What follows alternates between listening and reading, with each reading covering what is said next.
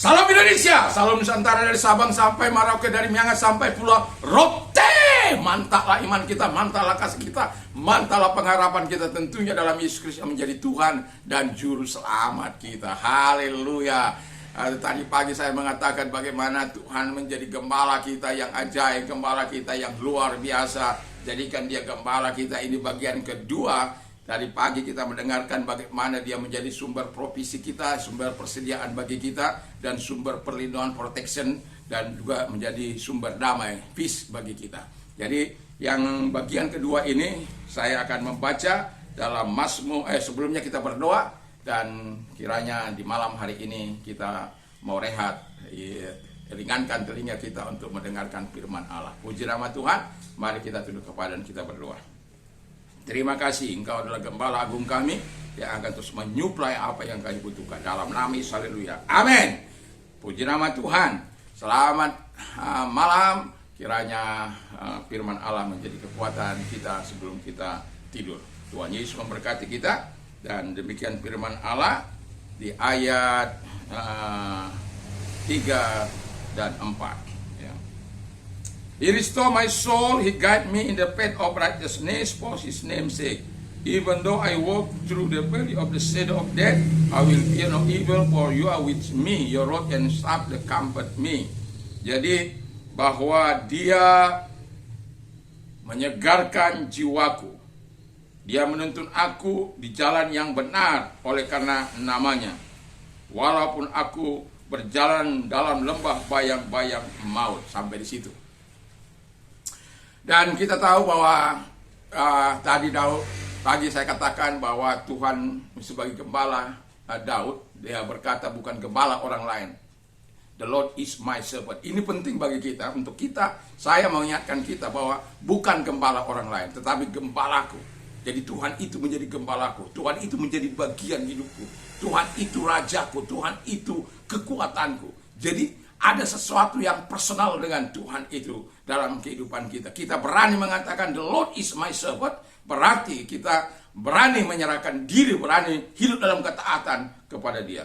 Dan Alkitab mengatakan ketika Dia menjadi gembala kita, kita akan masuk kepada bagian kedua, yaitu bahwa Tuhan menjadi sumber pembaharuan.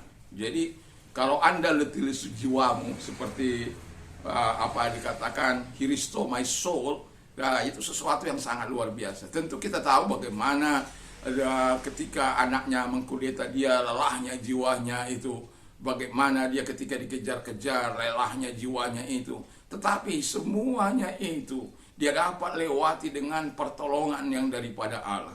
Segar jiwanya tetap dikuatkan untuk semangat. Dia tidak mengakhiri hidupnya ketika yang paling parah lagi, kalau ketika anaknya Absalom itu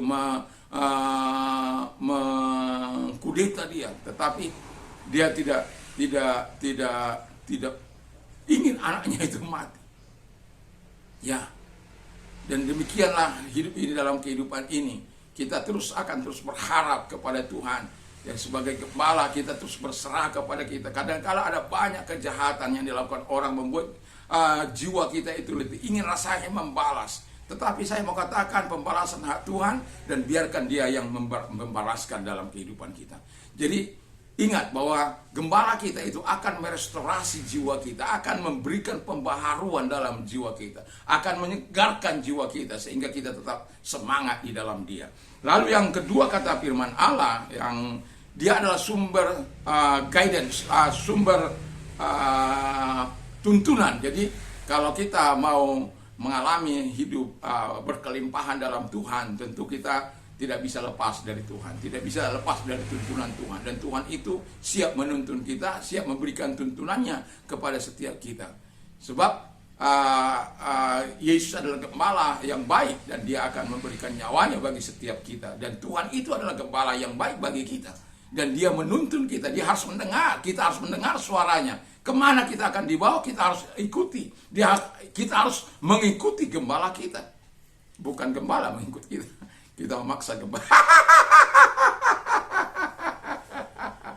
Gembala kita super ajaib, super luar biasa. Dan pemeliharaannya itu pasti dalam setiap kehidupan kita. Jadi Dia akan menuntun kita ke air yang tenang. Dia akan menyegarkan jiwa kita. Lalu kemudian kata firman Allah, yang ketiga adalah sumber confidence, ya. Jadi bahwa di dalam bayang-bayang maut sekalipun kita tidak perlu takut. Ada keyakinan yang teguh. Sebab dia adalah sumber keyakinan kita, sumber kepercayaan kita. Jadi kalau Allah menjadi gembala kita, jangan gembala orang lain. Tuhan adalah gembalaku, itu sudah pasti. Jadi kalau Tuhan menjadi gembalaku, yakin bahwa Tuhan akan menjadi kekuatan kita. Dia akan memberikan keberanian dalam melewati bayang-bayang maut sekalipun, melewati lembah bayang-bayang maut sekalipun, melewati lembah air mata, lembah kesusahan, lembah penderitaan, badai kehidupan, badai apapun yang kita hadapi. Karena apa? Dia akan memberikan kita keyakinan supaya kita tetap yakin akan pemeliharaan Tuhan.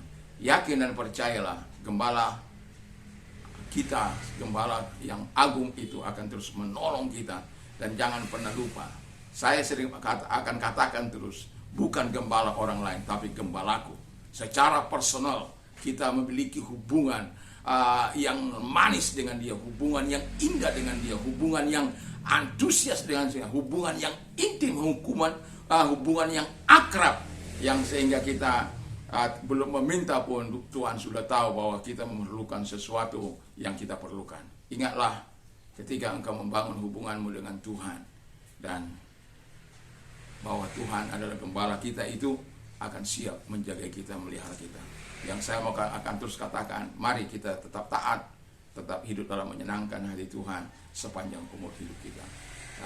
Yakin kita akan terus mengalami pemeliharaan daripada Tuhan dan perlindungan daripada Bapa di surga dan tuntunan supaya kita tetap dapat memuliakan Dia sepanjang umur hidup kita. Mari kita tunduk kepala dan kita berdoa. Terima kasih Bapa di surga, kiranya firman-Mu menolong kami. Engkau adalah gembalaku, gembala kami semua Bapa di surga, sehingga setiap kami akan mengatakan Tuhan adalah gembalaku, di mana Tuhan menjadi bagian hidupku yang tidak terpisahkan dari hidupku. Terima kasih, kami bersyukur, kami berterima kasih dalam nama Yesus. Haleluya. Selamat malam, selamat beristirahat. Kiranya Tuhan Yesus tetap memberikan kita kekuatan, kesegaran saat kita tidur, besok pagi bangun untuk dapat memuji dan memuliakan Tuhan dalam nama Yesus. Haleluya. Tuhan Yesus memberkati. Mantap, mantap, mantap.